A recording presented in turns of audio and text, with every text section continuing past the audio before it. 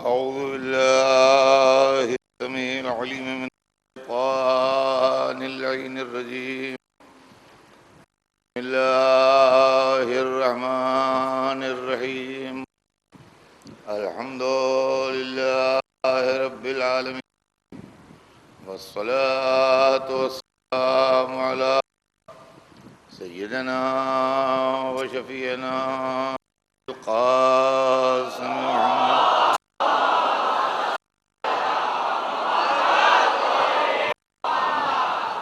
آله الطيبين الطاهرين المعصومين، ولعنة الله عليهم أجمعين من يوم هذا إلى يوم الدين. بعد فقد قال الله سبحانه تبارك وتعالى في كتابه المبين وهو أصدق الصادقين: ولا تلبسوا الحق بالباطل تكتموا الحق وأنتم تعلمون. صلوات بھیجنا.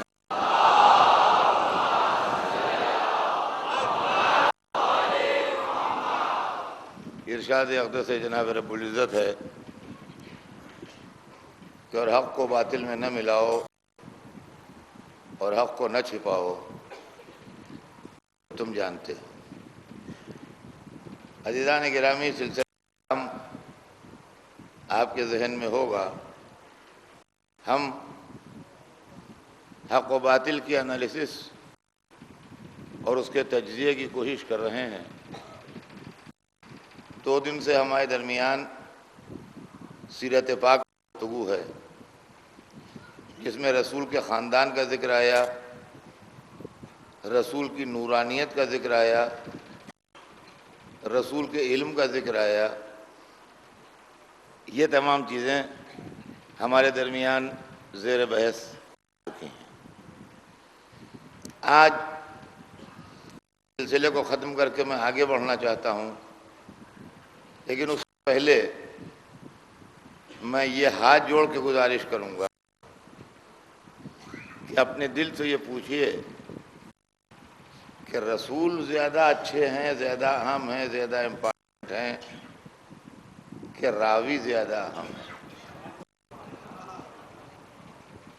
کتابوں کے لکھنے والے زیادہ اہم ہیں یا قرآن کا اللہ سے لے کے ہم تک پہنچانے والا زیادہ اہم ہے؟ ہم اگر ان دونوں کے درمیان مسئلہ پیدا ہو جائے تو کس کو ساتھ دیں گے؟ فلاں مولانا نے یہ لکھا ہے لہذا مولانا کی عزت نہ جائے، یا رسول کی شان میں لکھا ہے جس نے بھی لکھا ہے غلط لکھا ہے، رسول کی عظمت میں کمی نہ ہو. آپ انصاف سے بتائیے کہ اسلام کی تاریخ میں جو روایتیں تیار کی گئیں اور جو حدیثیں گڑھی گئیں، اس کے اندر رسول کی شان کے خلاف بہت سی حدیثیں لکھی گئیں اور بہت امپارٹنٹ کتابوں میں وہ حدیثیں آ گئیں. کیسے آ گئیں، کیوں آ گئیں، کس وجہ سے آ گئیں، کس کے اثر سے آ گئیں، کس کے انفلوئنس میں آ گئیں، ہمیں اس سے بحث نہیں ہے. اس لیے کہ اگر بات چھیڑیں گے تو پھر وہی جذبات کا معاملہ ہوگا اور تعلقات کا معاملہ ہوگا اور ذاتی محبتوں کا معاملہ ہوگا. ہمیں اس سے بحث نہیں ہے یہ کیسے آ گئی، لیکن جو کتابیں ہمارے ہاتھ میں ہیں اس کے اندر وہ حدیثیں ہمیں ملتی ہیں. کیسے آ گئیں یہ ہم تحقیق نہیں کریں گے.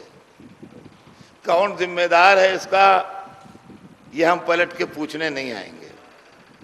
لیکن کم از کم آج کی دنیا میں ایک پڑھا لکھا مسلم طبقہ جو ہے، مسلم سوسائٹی، مسلم معاشرہ، وہ بیٹھ کے ان کتابوں کو کھول کے سارے فرقوں کو بٹھا کے یہ فیصلہ تو کرے کہ اس کے اندر صحیح کیا ہے، غلط کیا ہے. عقل کسے تسلیم کرتی ہے اور عقل کسے تسلیم نہیں کرتی ہے؟ کون سی بات ایسی ہے جو شان رسالت کے مطابق ہے اور کون سی بات ایسی ہے جو شان رسالت کے خلاف ہے؟ حضور کو ایک طرف تو ہم یہ مانتے ہیں کہ وہ 1,24,000 پیغمبروں کے سردار ہیں. حضرت آدم سے لے کے حضرت عیسیٰ تک جو سلسلہ نبوت و عصمت و طہارت و بلندی ہے اس سب کی سرداری حضور کے پاس ہے، اور یہ سرداری ہمارے پاس قرآن سے ثابت ہے کہ آپ ان سب کے سردار ہیں۔ لیکن جو ان سب کا سردار ہو، بالکل آپ کے جذبات کو اپیل کر کے پڑھ رہا ہوں، آپ کا دل، شاید میری بات دل میں بیٹھ جائے کسی کے تو میری تقریر کامیاب ہے۔ یہ جو 1,24,000 اتنے بڑے بڑے صاحب اعجاز اور صاحب عصمت اور ایسے اللہ کے رسولوں کا جن کے ذکر سے قرآن بھرا پڑا ہے، ان کا جو سردار ہے، کیا 40 سال تک اس کو یہ نہ معلوم ہوگا کہ وہ کون ہے؟ آپ انصاف سے بتائیے۔ اور اگر اس کو 40 سال تک نہیں معلوم ہے کہ کون ہے، دیکھیے میرے سوال کا جواب رات کو جب لیٹیے گا، جب سوچیے گا، اگر 40 سال تک حضور کو نہیں معلوم تھا کون ہے، تو اس 40 برس میں حضور کیا ہے؟ آپ سوچئے اس 40 برس میں کیا تھے؟ امتی تھے کہ رسول تھے؟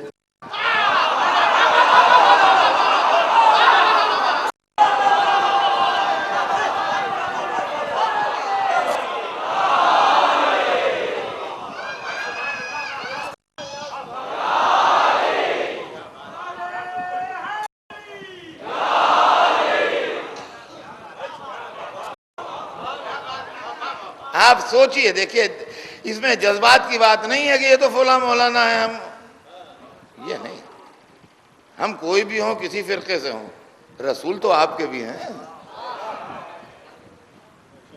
ہم سے بحث نہ کیجئے آپ کہ ہم کون ہیں، رسول تو آپ کے بھی ہیں۔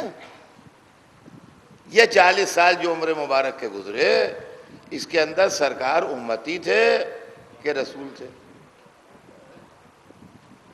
اگر امتی تھے تو کس کے امتی تھے؟ عیسیٰ کے امتی تھے کہ ابراہیم کے؟ رسول امتی سے افضل ہوتا ہے، تو اس کا مطلب یہ ہے کہ پہلے کوئی رسول حضور سے 40 سال تک افضل رہا، جب یہ رسول بن گئے تو یہ اس سے افضل ہو گئے۔ تو غور طلب بات یہ ہے کہ نورانیت کا اگر آپ انکار کر دیں گے تو آپ بڑی مشکل میں پھنسیں گے، آپ کو نکلتے راستہ نہ بنے گا کہیں سے۔ اگر یہ امتی تھے، رسول نہیں تھے، جبکہ قرآن کہہ رہا ہے مَا محمد اللہ رسول، نہیں ہے محمد مگر رسول، تب جس دن دنیا میں آئے اس دن بھی رسول تھے، جس دن دنیا سے گئے اس دن بھی رسول تھے۔ اب رہ گیا یہ کہ اعلان کس دن کیا؟ دیکھیے اعلان الگ بات ہے اور رسول ہونا الگ بات ہے۔ میں 2 دن پہلے اگر بمبئی آ گیا محرم کی مجلسیں پڑھنے تو کیا میں ذاکر نہیں ہوں؟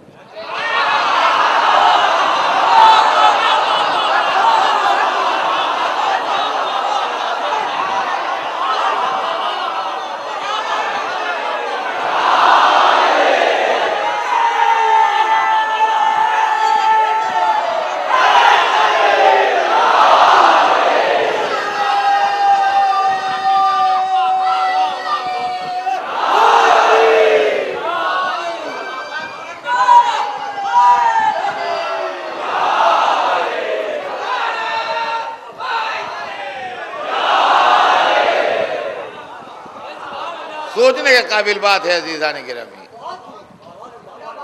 اور ہم تو وہ 40 برس بھی کار رسالت سے الگ نہیں مانتے۔ اس زمانے میں تبلیغ کا عنوان دوسرا تھا، 40 برس کے بعد تبلیغ کا عنوان دوسرا ہو گیا۔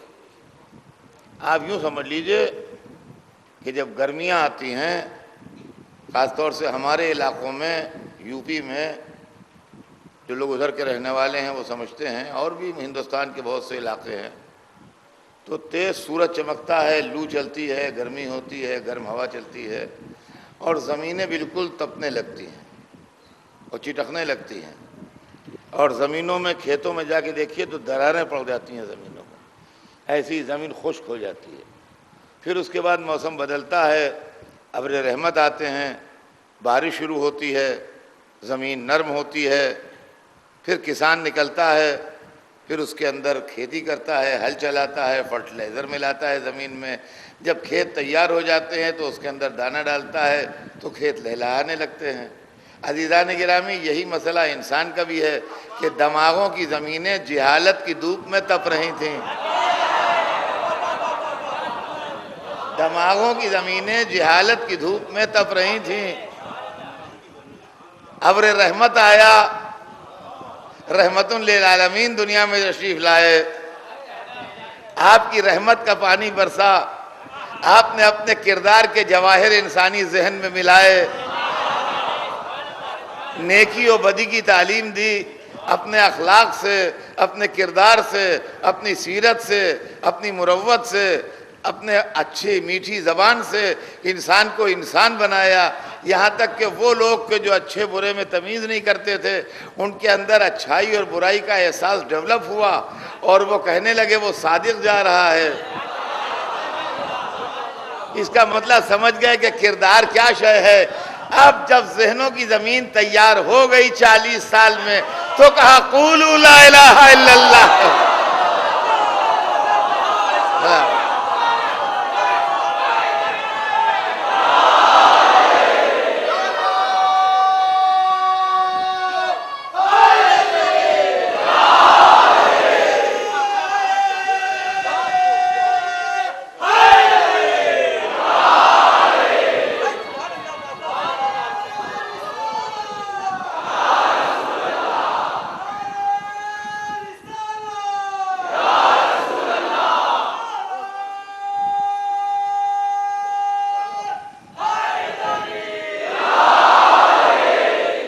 اللہ نے اپنے رسول کو مکے میں بھیجا، مکے میں بھیجا، سب سے بڑا رسول مکے میں آیا۔ ویسے تو کوئی زمین کا حصہ ایسا نہیں جہاں اللہ کا رہبر نہ آیا ہو۔ قرآن مجید نے صاف لفظوں میں بتایا کہ انما انت منذر ولکل قوم ہاد، آپ کو بھی اللہ نے ڈرانے والا بنا کے بھیجا اور ہر قوم کے لیے ہادی بھیجا۔ تو جہاں جہاں انسانی وجود تھا وہاں وہاں پیغمبر آئے۔ اب یہ اور بات ہے کہ ہمیں ان کے نام معلوم ہیں یا نہیں، ہمیں ان کا زمانہ معلوم ہے یا نہیں، لیکن قرآن سے یہ ثابت ہے کہ جہاں جہاں انسان تھا وہاں وہاں نبی آئے، لیکن اپنے حبیب کو اللہ نے مکے میں بھیجا۔ مکہ آج حضور کی وجہ سے معزز ہو گیا، اللہ کا گھر بن گیا وہاں، اس لیے معزز ہو گیا۔ ورنہ یوں اگر دیکھا جائے تو مکہ ایک ایسی جگہ ہے جہاں کھیتی باڑی بھی نہیں ہوتی، جہاں زیادہ وسائل بھی زندگی کے نہیں ہیں، کشمیر کی طرح ہرا بھرا بھی نہیں ہے، یورپ کی طرح سرسبز و شاداب بھی نہیں ہے، ایک بے آب و گیا علاقہ ہے۔ اور اس زمانے میں بھی جو حجاز تھا، جو مکہ تھا، جہاں وہاں کوئی خاص تہذیب اور کوئی کلچر جنم نہیں لے رہا تھا۔ جو تہذیب کے مرکز تھے وہ ایران تھا، یونان تھا، ہندوستان تھا، مصر تھا، یہ ٹھکانے تھے جو تہذیب کے مرکز تھے، لیکن حجاز جو ہے اس کو تہذیب کے مرکز کی حیثیت سے لوگ نہیں جانتے تھے۔ اللہ نے اس وادی غیر ذی زرع میں جہاں کھیتی باڑی بھی نہیں ہوتی، ایک ایسے ویلی میں اپنا سب سے بڑا نبی بھیج دیا۔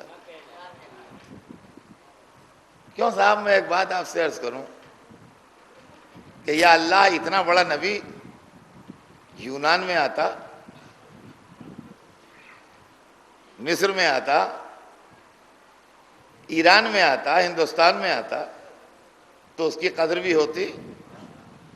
یہ بے پڑھے لکھے عربوں میں جو قریب قریب انسیولائزڈ تھے، بھیج دیا، یہ کیا غضب کیا۔ عزیزان گرامی، بس دو جملے سن لیجیے تاکہ بچوں کی سمجھ میں آ جائے کہ حضور مکے میں کیوں آئے، تہذیب کے مرکزوں میں کیوں نہیں آئے۔ آپ نے مجھے بمبئی تقریر کرنے کے لیے بلایا اور کہا مولانا بہت زبردست انتظام ہوا ہے، بہت زبردست جلسہ ہو رہا ہے، بہترین پنڈال بنا ہے، بہترین فرش بچھا ہے، بہترین لائٹ کی گئی ہے، ہر ایک کی تمنا ہے کہ آپ تقریر کریں، آپ کی تقریر سے بڑی امیدیں وابستہ ہیں، بڑی آرزویں ہیں، یہ ہے وہ ہے، بہت تعریفیں کر کر کے مجھے بلایا۔ اور جب میں آیا تو لوگوں نے مجھے گھیر لیا کہ اب آپ کے ہاتھ ہماری عزت ہے، کئی مہینے سے ہم دوڑ رہے ہیں، کوشش کر رہے ہیں، انتظام کر رہے ہیں، ایسی تقریر ہو جائے کہ بس بمبئی والے یاد رکھیں اور بس تذکرے رہیں اس کے، اور ہمارے بس آپ ہی کے اوپر ہے سب جو کچھ ہے۔ اور اب جو ہم اسٹیج پہ پہنچے، ہم نے منظر دیکھا تو دیکھا کہ سامنے کچھ وحشی بیٹھے ہوئے، پتھر لیے ہوئے ہاتھوں میں۔ تو بوکھلا کے دہنی طرف دیکھا کہ کچھ سپورٹ ملے گی، تو دیکھا کچھ دیوانے بیٹھے ہوئے ہمیں منہ چڑھا رہے ہیں۔ تو بائیں طرف دیکھا شاید ادھر کوئی بیٹھا ہو تو بچے شور کر رہے ہیں۔ ایسا فرسٹریشن ہوا، ایسی گھبراہٹ ہوئی کہ ہم اسٹیج سے نیچے، اور جیسے ہی اسٹیج سے نیچے ویسے ہی سارے بلانے والوں نے گھیر لیا۔ آپ نے ہماری ناک کاٹ لی، آپ نے ہمیں ذلیل کر دیا، ہم نے بڑی امیدوں سے بلایا تھا، بڑی حسرتوں سے بلایا تھا، بڑی تعریف کی تھی آپ نے، آپ تو 2 جملے نہ بولے۔ تو جتنا غصہ ان کا تھا اس سے زیادہ غصہ مجھے تھا۔ میں نے کہا آپ نے مجھے بلا کے یہاں ذلیل کیا، میں کس کے سامنے بولتا؟ یہ وحشیوں کے سامنے جو میرا سر کچل دیتے، ان پاگلوں کے سامنے جو ہلڑ کر رہے تھے، ان بچوں کے سامنے جو آپس میں گدم گدا کر رہے تھے، گالم گلوچ کر رہے تھے، میں ان کے سامنے بولتا؟ اگر مجھے بلایا تھا، سنجیدہ مجمع بلایا ہوتا تو کوئی کہتا مقرر سچ کہہ رہا ہے۔ عزیزان گرامی، یہ اگر میں اچھے لوگوں سے واہ واہ کرا لوں تو یہ کمال تقریر ضرور ہے، مگر معجزہ نہیں ہے۔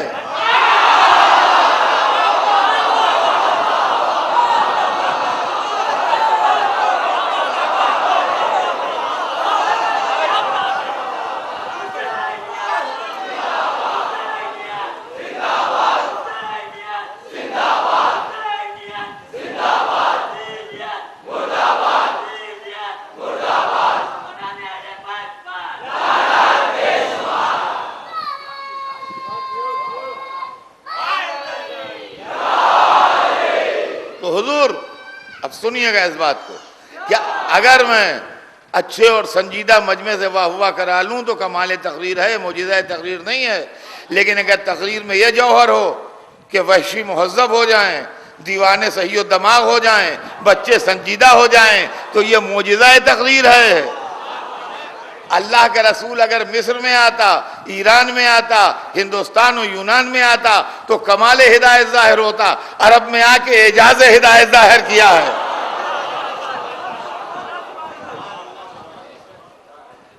40 سال تک اپنے کردار کے پانی سے انسانی ذہن کو سینچا، اور اس کے بعد رسالت کا اعلان فرمایا۔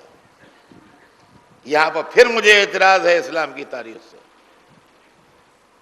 جو لوگ لکھتے ہیں کہ پہلی مرتبہ جب غار حرا میں جبرائیل کو دیکھا تو ڈر گئے،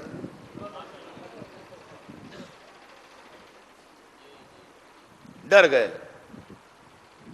کون ڈر گیا؟ سب سے بڑا رسول ڈر گیا، مرسل اعظم ڈر گیا، آدم و نوح و موسیٰ و عیسیٰ کا سردار ڈر گیا۔ کس سن میں؟ 40 برس میں۔ جس کا وسیع پیدا ہو کے اشدہے سے نہ ڈرے،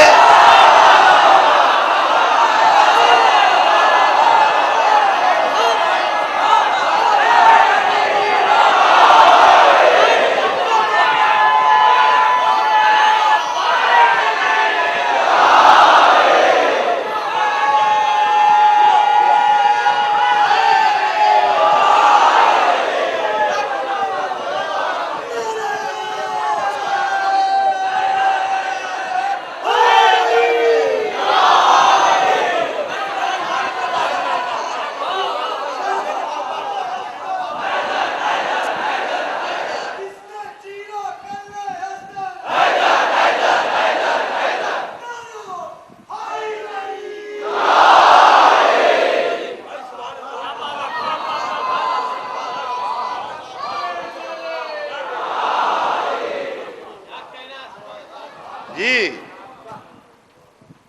جس کا وسیع نہ ڈرے اس کا نبی ڈر گیا۔ آپ سوچئے یہ کیا ہے آپ کے گھر کے اندر سب مال؟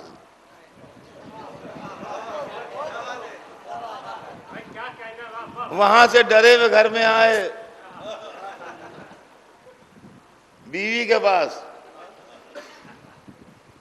وہ کہنے لگے زمیلونی، مجھے کمل اڑا دو، مجھے کمل اڑا دو۔ ان کا کیا ہوا؟ ارے خیر تو ہے۔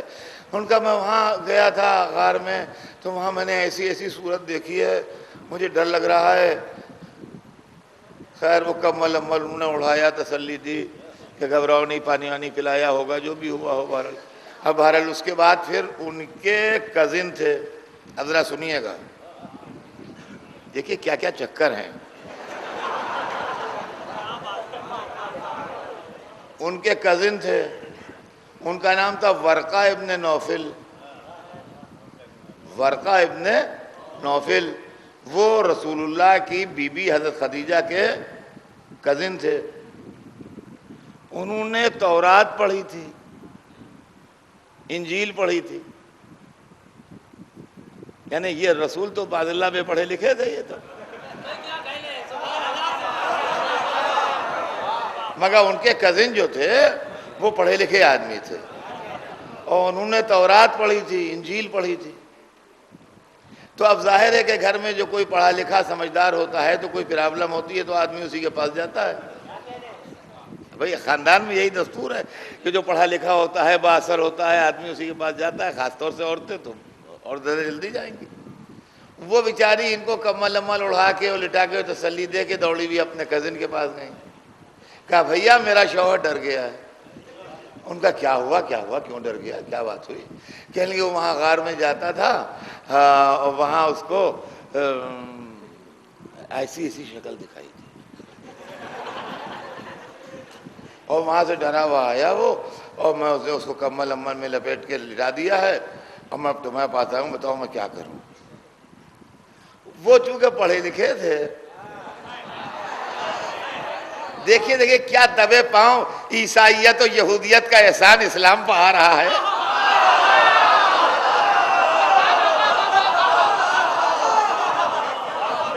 ارے آپ یہ مکاریاں تو دیکھیے میاں۔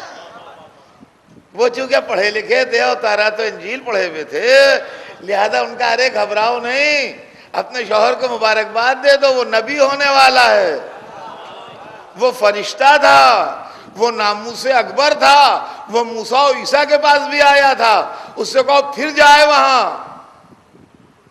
یہ وہاں سے خوشی خوشی نکل کے آئیں جیسے کسی کی لاٹری نکل آئے۔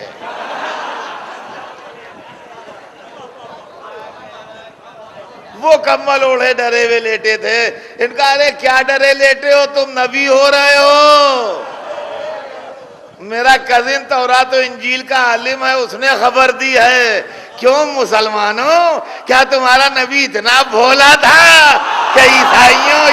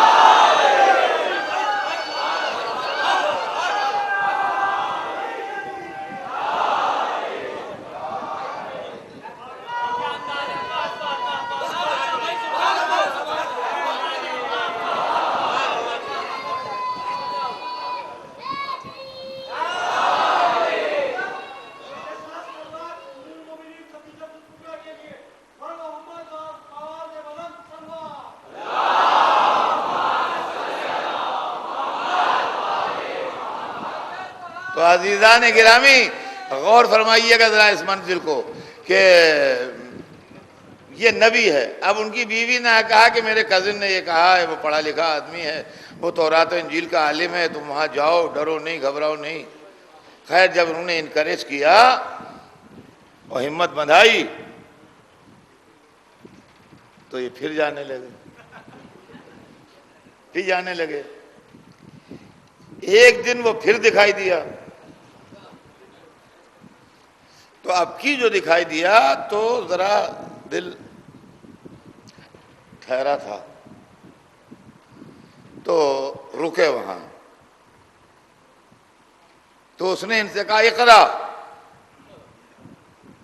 پڑھو۔ اب یہ قرآن میں بھی لکھا ہے، سورہ ہے، اقرا باسم ربک الذی خلق، اپنے اس رب کے نام سے پڑھو جس نے تمہیں خلق کیا ہے۔ سوال یہ ہے، ایک بات کا جواب دے دیجئے آپ، خالی دماغ لگا کے، کسی جاہل سے آدمی کہتا ہے پڑھو یا پڑھے لکھے سے کہتا ہے؟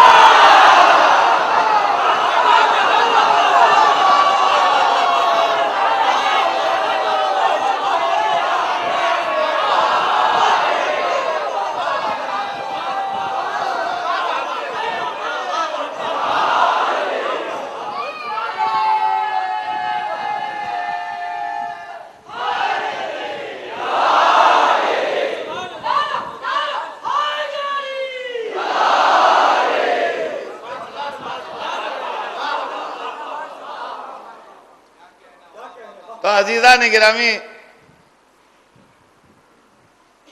تو اب وہاں پر ان کی روایت یہی لوگوں کی کہ ان کا میں تو پڑھا لکھا ہوں ہی نہیں، میں کیا پڑھوں۔ اس نے پکڑا اور پکڑ کے ان کو، اب وہ لفظیں تو میں نہیں کہہ سکتا لیکن یہ کہ بس سمجھ لیے لٹا دیا اور سینہ چاک کیا، اور سینہ چاک کر کے ان کا دل نکالا۔ سنیے، یہ سب بڑے معتبر کتابوں میں ہے۔ سینہ چاک کر کے دل نکالا، اور وہ وہاں سے اپنے ساتھ سونے کا لوٹا اور سونے کا تشت لایا تھا وہ، اور پانی بھی وہیں سے لایا تھا، سب انتظام تھا اس کے پاس۔ انہیں دل نکال کے دھویا۔ یہ کس کا دل دھل رہا ہے؟ 1,24,000 کے سردار کا۔ اور اس کے بعد پھر دل کو چیرا اور اس میں سے کچھ نکال کے پھینکا، اور اس کے پاس کوئی چمکتی بھی شے تھی رکھی اس میں، پھر بند کیا، اور پھر سینے میں دل فٹ کر کے اس کو پھر ٹھیک کر دیا۔ یہ بڑی معتبر کتابوں میں روایت ہے، ہم اس کو نہیں مانتے، ہم اس کو نہیں مانتے۔ جو نور اول ہو، جو اللہ کا پہلا مخلوق ہو، اس کا دل دھلے گا۔ اور ایک چیز ایسی ہے جو ابھی میں 3 دن پہلے 4 دن پہلے خواجہ مسجد میں پڑھ چکا ہوں، لیکن یہ کہ وہاں اتنا مجمع نہیں تھا جتنا یہاں، اتنے سننے والے نہیں تھے، لہذا میں اس کو ریپیٹ کیے دیتا ہوں۔ یہ بھی ملا کی جہالت ہے جو حدیث گڑھی گئی ہے، یہ بھی ملا کی جہالت ہے جو حدیث گڑھی گئی ہے۔ اس لیے کہ پہلے آدمیوں کے دماغ میں یہ خیال تھا کہ خیالات کا مرکز، محبت کا مرکز، تصورات کا مرکز، یادوں کا مرکز دل ہے، سمجھے آپ؟ اور اب فلسفہ بدل گیا ہے، اب یہ ہے کہ دل کی کوئی حیثیت نہیں رہ گئی ہے، صرف پمپنگ مشین ہے۔ یہ ڈاکٹر صاحب بیٹھے ہیں، آپ ان سے پوچھ لیجئے، دل جو ہے وہ صرف پمپنگ مشین ہے، باڈی کا بلڈ لیتا ہے اور باڈی کو بلڈ دیتا ہے، اس سے زیادہ دل کا رول ہی نہیں ہے۔ جو کچھ یادداشت ہے، جو کچھ میموری ہے، جو کچھ خیالات ہیں، جو کچھ محبت ہے، جو نفرت ہے، جو عداوت ہے، جو پیار ہے، سب دماغ کے اندر رہتا ہے، دل کے اندر کچھ نہیں رہتا۔ اس زمانے کا ملا بے خبر تھا، وہ سمجھتا تھا دل میں رہتا ہے۔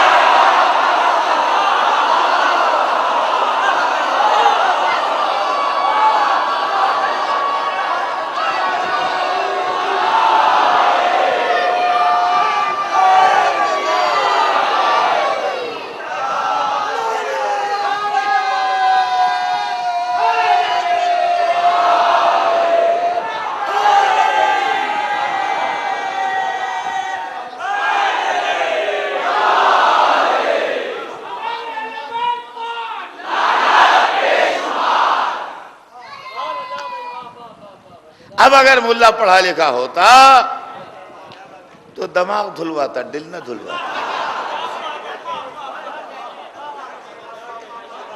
سمجھے آپ؟ یہ مسئلہ ہے یہاں. کیوں صاحب؟ میں آپ سے انصاف سے پوچھتا ہوں کہ کیا اس 21ویں صدی میں یہ سب خرافات تاریخ میں رہے یا نکال کے پھینک دیے جائے؟ آپ انصاف سے بتائیے. اس کے بعد میں کہا تک عرض کروں، یہ تو وہ سلسلے ہیں کہ اگر بیان کرتا رہوں تو وقت گزرتا رہے گا اور بیان تمام نہ ہوگا. اس کے بعد پھر کردار رسول کی منزل آتی ہے. میں پوری تہذیب کے دائرے میں رہتے ہوئے اور پوری طرح ممبر کے آداب کا احترام کرتے ہوئے جو بات آپ سے کہنا چاہتا ہوں وہ یہ ہے کہ جھوٹے راویوں نے سرور کائنات کے سلسلے میں ایسی روایتیں لکھی ہیں جو ہم اپنے بزرگوں کے لیے پسند نہ کریں. اب آپ اس بلیغ جملے کا مطلب سمجھ لیجئے. ہم اپنے والد کے لیے، اپنے دادا کے لیے، اپنے چچا کے لیے، اپنے ماموں کے لیے، اپنے بزرگوں کے لیے جو کردار پسند نہ کریں وہ سرکار دو عالم کے سلسلے میں لکھا ہے. اب میں کیا بتاؤں، وہ چیزیں میں پڑھ نہیں سکتا ممبر سے، لیکن ان چیزوں کے نتیجے میں گزشتہ صدی میں 2 کتابیں آئی ہیں. آغاز میں رنگیلا رسول آیا اور آخر میں سلمان رشدی کتاب آئی. یہ سب کتابیں جو آئیں ان کا سورس جو ہیں وہی جعلی حدیثیں ہیں جو دشمنان رسالت نے مسلمان بن کے رسول کی شان میں گڑھیں. سمجھے؟ میں وہ سنا نہیں سکتا. نہ ممبر کی تہذیب اجازت دیتی ہے، نہ مجمع کی تہذیب اجازت دیتی ہے. میری آواز ہر ایک سنتا ہے، میری بہنیں بیٹیاں بھی سنتی ہیں. نہیں سنا سکتا یہ آپ. ہاں ایک روایت آپ کو خالی سنا دو جو سنا سکتا ہوں کہ ایک دن نماز پڑھانے آ گئے. تھوڑی سی نماز پڑھائی تھی کہ نماز توڑ دی. لوگوں نے پوچھا کیا ہوا؟ کہنے لگے ارے بھائی ہمیں غسل کرنا تھا، بھول گئے تھے.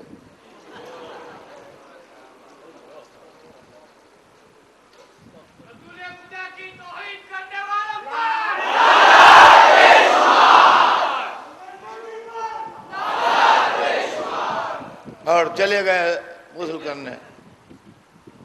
وہاں سے غسل فرما کے آئے.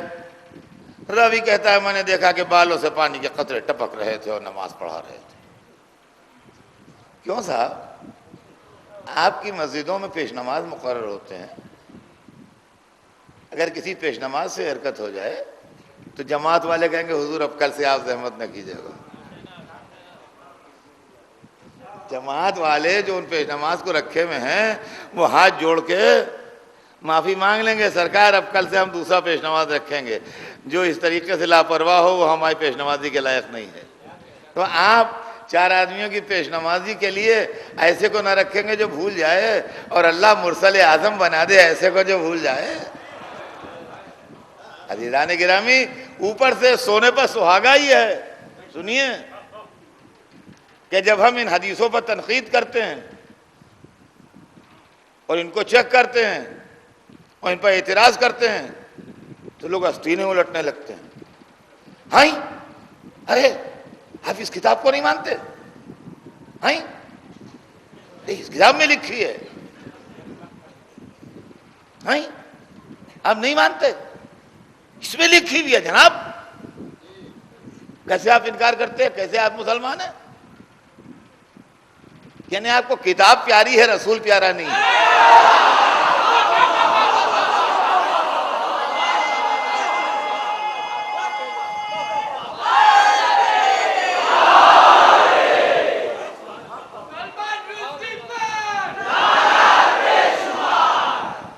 کتاب پیاری ہے، رسول پیارا نہیں. رائٹر کمپائلر پیارا ہے، رسول پیارا نہیں. اور رہ گیا یہ کہ بھائی چیک کرنا تو ہمارا حق ہے. کیوں صاحب؟ میں آپ کو زندگی کی مثال دیتا ہوں، کتابوں کی بات چھوڑیے. اخباروں میں شور ہے چاروں طرف، ٹی وی پر اور ریڈیو پر، اخباروں میں آ رہا ہے کہ ملک دشمن طاقتیں جو ہیں وہ جعلی نوٹ چلا رہی ہیں، سماج دشمن عناصر جو ہیں وہ جعلی نوٹ چلا رہے ہیں، ملک میں جعلی نوٹوں کی کثرت ہو رہی ہے. اور آپ نے ہم کو 1,00,000 روپے کی گڈی تھما دی، ہزار کے نوٹ. اب ہم ایک نوٹ چیک کر رہے ہیں تو آپ بگڑے جاتے ہیں. آپ کو ہم پر اعتبار نہیں؟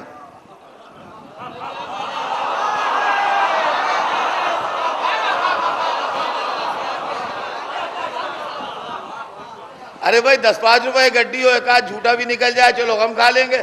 یہ ہزار کے نوٹ جو ہیں یہ اگر 2-4 اس میں سے غلط نکل گئے تو ہمارا تو بڑا نقصان ہو جائے گا. ہم ایک نوٹ چیک کر رہے ہیں. اب جو چیک کر رہے ہیں تو آپ خفا ہوئے جا رہے ہیں. کیا آپ کو ہم پر اعتبار نہیں ہے؟ اور یہ بتائیے کہ مارکیٹ میں جعلی نوٹ ہیں کہ نہیں؟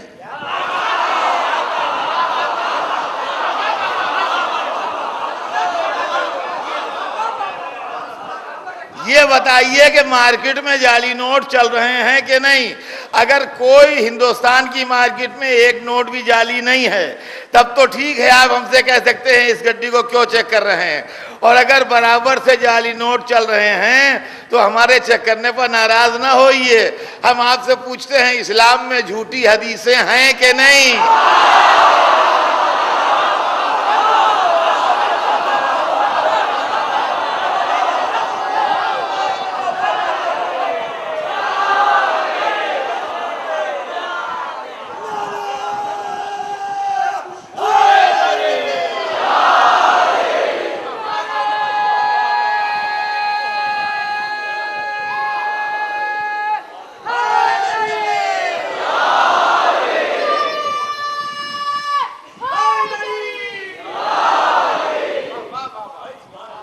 اگر اسلام میں جھوٹی حدیثیں ہیں تو ہمیں چیک کرنے کی اجازت دیجیے. اور یہ بھی سمجھ لیجئے آپ کہ نوٹ کی عزت وہی ہے جو اصلی ہو.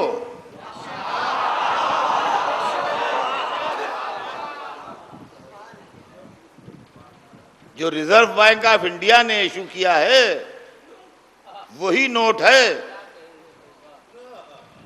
باقی جو ہے وہ نوٹ نہیں ہے، چاہے بشکل نوٹ ہو اور آدمی دیکھ کے دھوکہ کھائے اسے، مگر وہ نوٹ نہیں ہے، وہ جرم ہے. اس کا چلانا بھی جرم ہے، اس کا رکھنا بھی جرم ہے، اس کا دوسرے کو دینا بھی جرم ہے.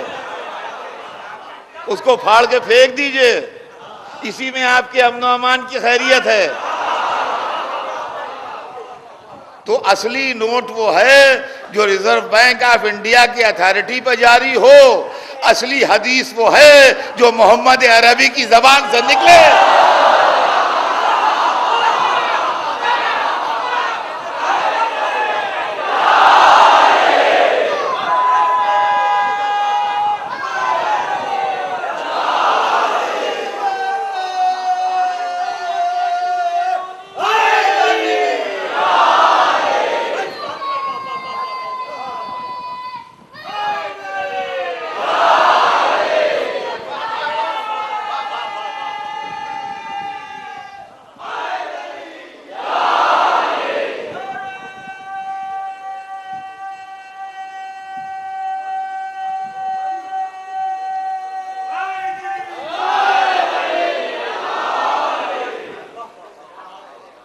سمجھ گئے حضور؟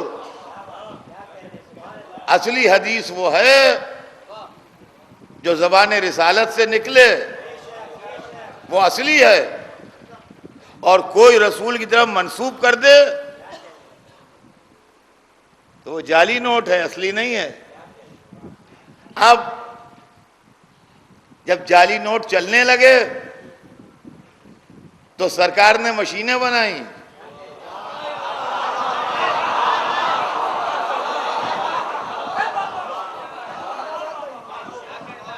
لگا دیجئے گڈی اس میں، جتنے جعلی ہیں سب نکال کے پھینک دے گی،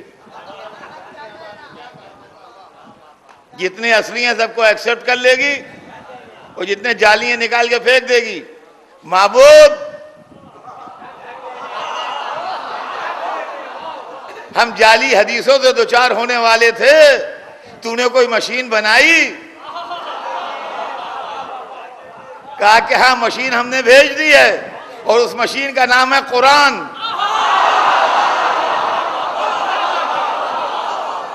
جتنی حدیثیں ہیں ان کو لا کے قرآن پر چیک کرتے رہنا، اگر مطابق قرآن ہے تو قول رسول ہے، اگر خلاف قرآن ہے تو جعلی۔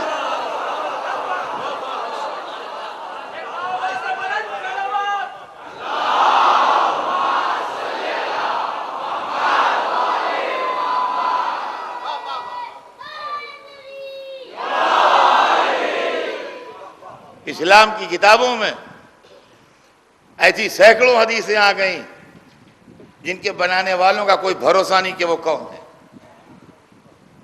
اور ہمیں اعتبار اس لیے نہیں رہا کہ راویوں، محدثوں،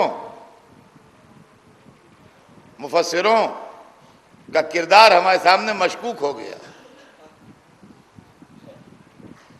مشکوک ہو گیا۔ ان کا بہترین شربت بنا ہے سبیل پر، سبیل والوں کو شکایت ہے کہ اب کی لوگ تعاون کم کر رہے ہیں، مجھ سے 2-3 سبیل والوں نے کہا ہے، امید ہے کہ آپ لوگ ضرور تعاون کریں گے۔ ان کا فلاں سبیل پر بہترین شربت بنا ہے، ایسا شربت بنے گا نہیں، 1000 گلاس بنا کے رکھے ہیں انہوں نے، کہ ٹھیک ہے، مگر ان کا مگر ایک بات ہے، سمجھ بوجھ کے پیجیے گا۔ کہا کیوں؟ کہا 1 گلاس میں پوٹیشیم سائنائڈ ہے، جو پیے گا زبان پہ لگتا ہی مر جائے گا۔ آپ یقین مانیے 1000 گلاس یوں ہی رکھے رہیں گے، 1000 گلاس ویسے ہی رکھے رہیں گے، کوئی چھوئے گا نہیں۔ میں تو کہا 1000 گلاسوں میں سے ایک میں ہے، کتنی کم پاسبلٹی ہے موت کی، اس سے زیادہ تو سڑک پر چلنے میں ہے، اس سے زیادہ تو ہوائی جہاز پر بیٹھنے میں ہے۔ 1 in 1000 کچھ ہوا بھی پیو؟ کہا واہ اچھی کہہ رہے پیو، ہوگا مر گئے تو رونے کا ہونا آئے گا۔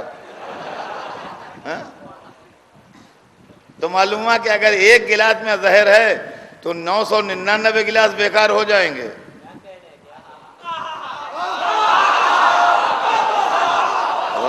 گرامی میں آپ خود سمجھیں، 999 گلاس بیکار ہو جائیں گے۔ ہم کیسے ایمان لے آئیں بغیر پرکھے ہوئے؟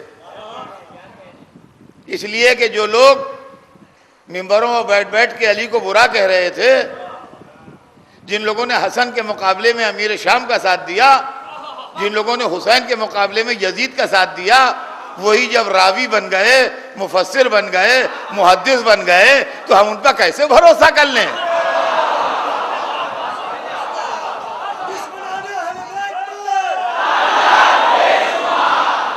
جن کا ایمان چند پیسوں میں بک جائے، ان کی حدیثوں کا بھروسہ کیا؟ ان کے قول کا اعتبار کیا؟ وہ بنی امیہ کی خوشی کے لیے کردار رسول بھی بگاڑ سکتے ہیں، کردار آل رسول بھی بگاڑ سکتے ہیں، جو چاہیں وہ کر دیں، اور بھولے بھالے مسلمان دولت کے نشے میں چور اس پر ایمان بھی لے آئیں گے۔ لہذا ہم وہ روایتیں نہیں مانتے۔ کیوں نہیں مانتے؟ اگر آپ وہ شربت نہیں پیتے جس میں زہر ملا ہے تو ہم وہ روایت کا جام نہیں اٹھاتے جس میں خون حسین شامل ہے۔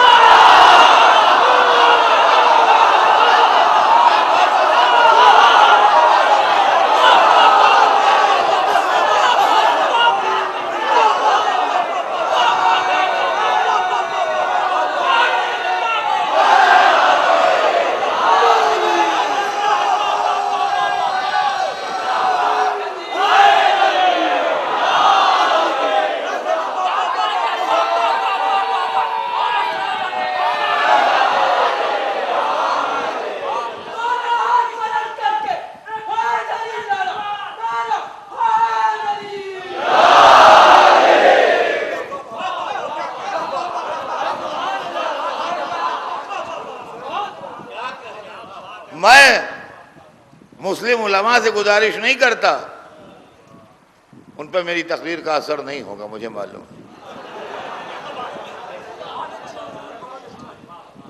میں مسلم امت سے اپیل کرتا ہوں کہ آپ میرے درد دل کو سمجھیے۔ میں اپنے گھرانے کے لیے، اپنے ماں باپ کے لیے، اپنے بزرگوں کے لیے نہیں کہہ رہا ہوں کہ آپ ان کی عزت کیجئے، احترام کیجئے۔ میں آپ کے رسول کی بات کر رہا ہوں، مرسل اعظم کی بات کر رہا ہوں، جس کا کلمہ گو ہے آپ اس کی بات کر رہا ہوں کہ ایسی تمام روایتوں کو بیٹھ کے مسلم امت کو چاہیے کہ وہ ڈیلیٹ کرے، نکالے، ہٹائے، اس لیے کہ کل کو اگر صحیح ریسرچ نہیں ہو پائی تو آج ہو جائے۔ آدمی جب سے صحیح ہو جائے اسی وقت سے ٹھیک ہے، کوئی ایسی بات نہیں ہے کہ چونکہ کل تک ہم غلط تھے لہذا آج بھی غلط ہی رہیں گے۔ بھئی کل تک نہیں متوجہ تھے تو غلط تھے، آج توجہ ہو گئی، ٹھیک ہو گئے۔ سوچئے کیا یہ سب جو کچھ میں نے کہا ہے یہ دل پر اثر کرتا ہے کچھ یا نہیں کرتا ہے؟ یہ باتیں جو رسول کی طرف منسوب ہیں، کیا آپ کا دماغ یہ کہتا ہے کہ شان رسالت کے خلاف ہیں؟ اور اگر آپ کا دماغ یہ کہتا ہے کہ ہاں بے شک یہ چیزیں شان رسالت کے خلاف ہیں، تو پھر ان سب چیزوں کو اسلام کی تاریخ سے نکال کے پھینکیے۔ تھیں کسی زمانے کی یادگار، اب نہیں ہے۔ مکانوں کا اسٹائل بدل گیا، کپڑے بدل گئے، کھانا بدل گیا، طور طریقے بدل گئے، سینکڑوں چیزیں بدل گئی،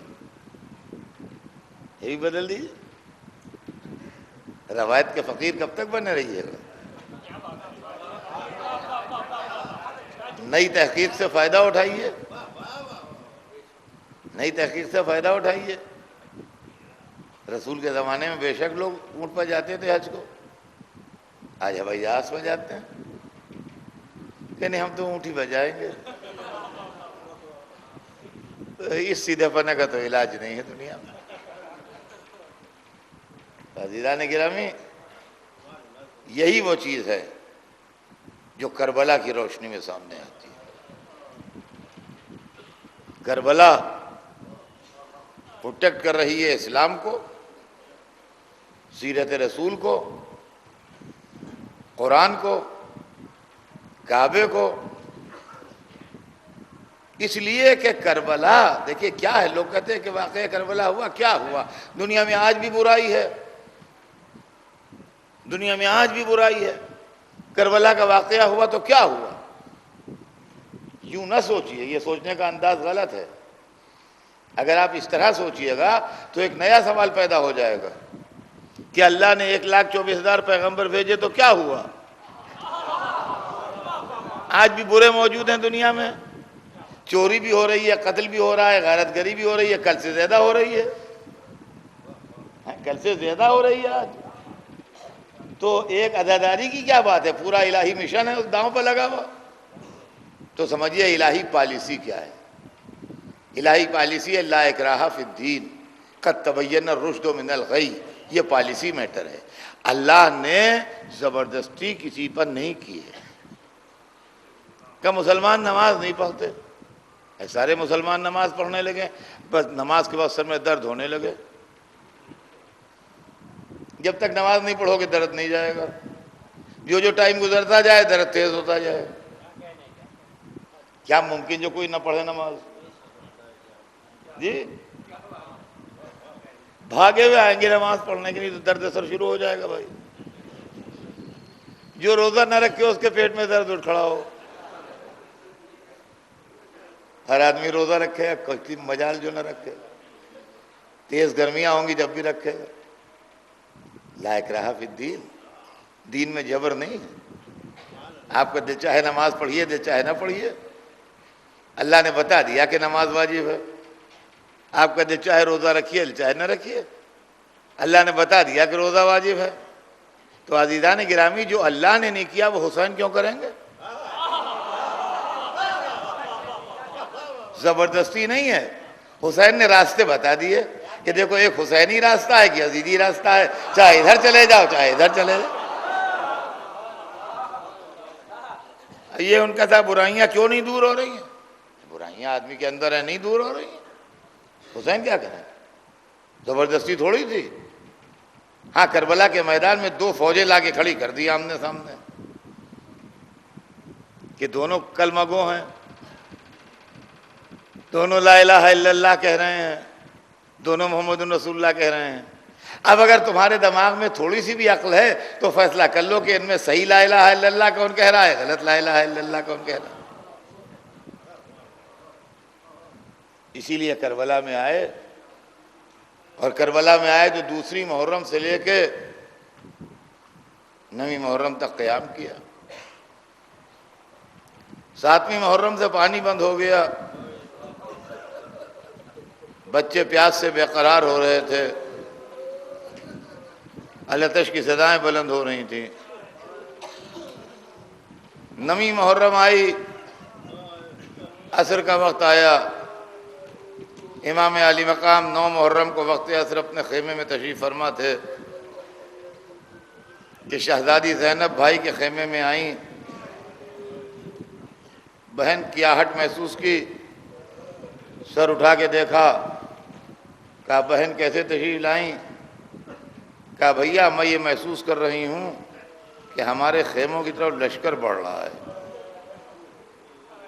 گھوڑوں کے ٹاپوں کی آواز آ رہی ہے۔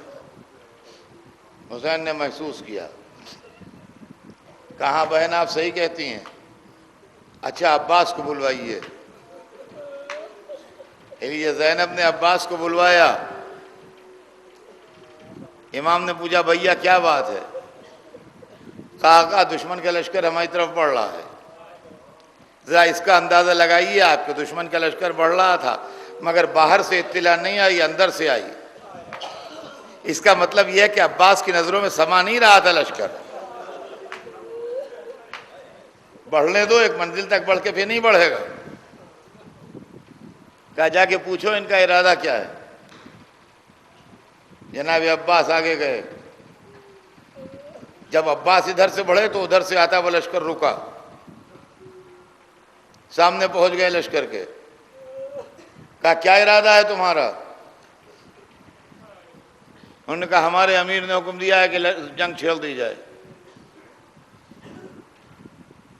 تلوار تاریخ بتاتی ہے کہ ہاتھ میں نیزہ تھا،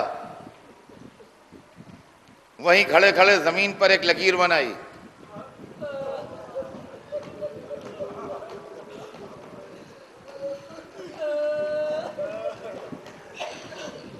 کہا خبردار کوئی اس لکیر سے آگے نہ بڑھے،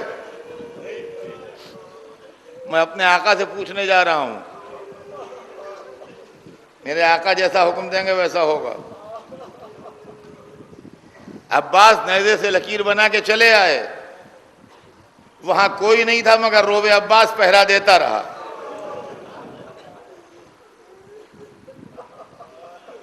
امام کے پاس آئے، بھیا دشمن جنگ چھیڑنا چاہتا ہے۔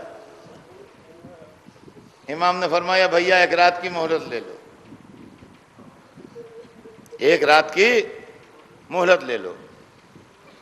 جنگی نقطہ نظر سے 3 دن کے پیاسوں کا رات میں لڑنا آسان تھا، اس لیے کہ ریگستان رات میں ٹھنڈا ہو جاتا ہے، تو پیاسوں کا رات میں لڑنا آسان تھا، اور دوپہر میں ریگستان دہکنے لگتا ہے، پیاسوں کا دوپہر میں لڑنا مشکل تھا۔ لیکن امام کی مصلحت تھی کہ ایک رات کی مہلت لے لی جائے۔ کیوں؟ دشمن کے کالے کرتوت پر رات کا پردہ نہ پڑے، کوئی یہ نہ کہے کہ ہم نے پہچانا نہیں کہ علی اکبر ہیں، ورنہ یہ ممکن نہیں تھا کہ علی اکبر کے کوئی برچھی مار دے۔ ہم نے پہچانا نہیں کہ عباس پانی لیے جا رہے ہیں، ورنہ یہ نہیں تھا کہ ایک مشکیزہ پانی نہ چلا جانے دیے تھے۔ وہ اس میں اندھیرے میں دکھائی نہیں دیا کہ حسین کے ہاتھوں پر اصغر ہیں، ورنہ 6 مہینے کے بچوں کو تیر مارتا ہے، آپ عقل سے سوچئے۔ تو دشمن اپنے سارے کالے کرتوت پر رات کا پردہ ڈال دیتا۔ حسین نے کہا دوپہر میں لڑائی ہوگی، تاکہ کوئی یہ نہ کہے ہم نے دیکھا نہیں، ہم نے پہچانا نہیں، ہم نے جانا نہیں۔ کہا جاؤ ان سے کہو کہ ایک رات ٹھہر جائے، کل سویرے لڑائی ہوگی۔ حضرت عباس تشریف لائے، فرمایا میرے آقا فرما رہے ہیں کہ ایک رات ٹھہر جاؤ۔ آپس میں تھوڑی سی گفتگو ہوئی اور اس کے بعد یہ طے ہوا کہ اچھا ٹھیک ہے،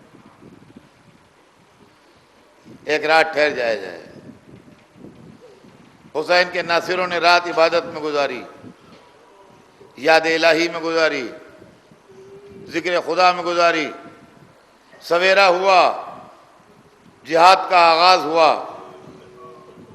حر نے آ کے قدموں پر سر رکھا، میدان جہاد گرم ہوا، حر کے بیٹے نے قربانی دی، دوستوں کی قربانیاں ہوتی رہیں۔ دوستوں کے بعد جب دوست تمام ہو گئے، ظہر کی نماز تک حسین کے دوست موجود تھے۔ حبیب تھے، زہیر تھے، مسلم تھے، سعید ابن عبداللہ تھے، ابو ثمامہ سیداوی تھے۔ لیکن جیسے جیسے کربلا کا سورج ڈھلنے لگا، دوست ختم ہونے لگے، یہاں تک کہ جب دوست تمام ہو گئے تو اب بنی ہاشم رہ گئے۔ روایت بتاتی ہے بنی ہاشم میں سب سے پہلے اولاد عقیل نے اپنی قربانی پیش کی۔ مولا علی کے بھائی جناب عقیل، جن کے بڑے بیٹے حضرت مسلم کوفے میں شہید ہو چکے تھے، حضرت عقیل کے بیٹوں نے اور جناب مسلم کے بیٹوں نے میدان جہاد میں آ کے اپنی قربانی پیش کی۔ تاریخ بتاتی ہے جب اولاد عقیل تمام ہو گئی تو اب اولاد جعفر کی باری آئی۔ آج چھٹی رات ہے،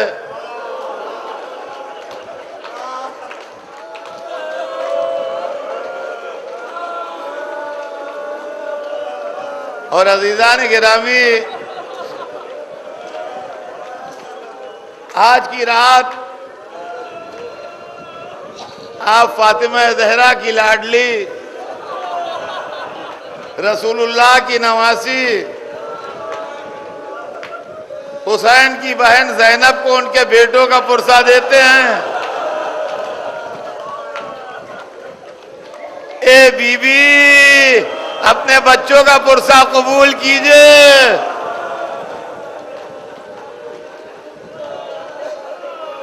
سلام ہو اس بی بی پر جو اپنے دو بیٹوں کی لاش پر خیمے سے نہ نکلی، مگر علی اکبر کی لاش لینے خیمے سے نکل آئی۔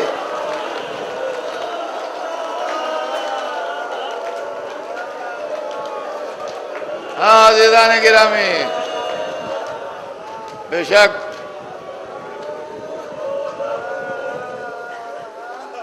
ماں نے بیٹوں کو سمجھایا تھا۔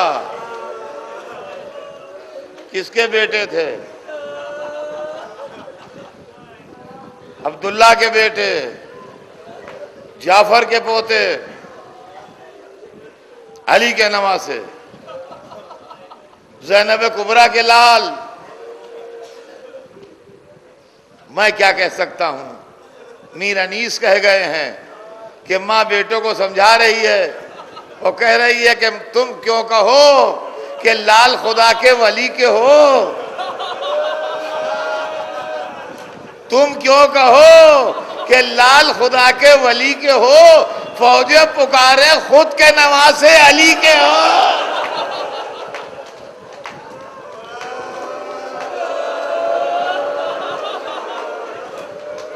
فوجیں پکارے خود کہ نواسے علی کے ہو۔ علی کے دونوں نواسے مقتل میں آئے، بڑی شان سے لڑے، دشمن کے لشکر کو تہو بالا کیا۔ ماں خیمے میں دعا کر رہی ہے، بیٹے مقتل میں لڑ رہے ہیں۔ ایک دفعہ ماموں کو آواز دی، علی اکبر چلے، حسین چلے، عباس چلے، میتیں لے کے آئے۔ ارے زینب، تمہارے لال دولہا بن کے آ رہے ہیں، تمہارے شہزادوں کی میتیں آ رہی ہیں، حسین کی میت کا لانے والا کوئی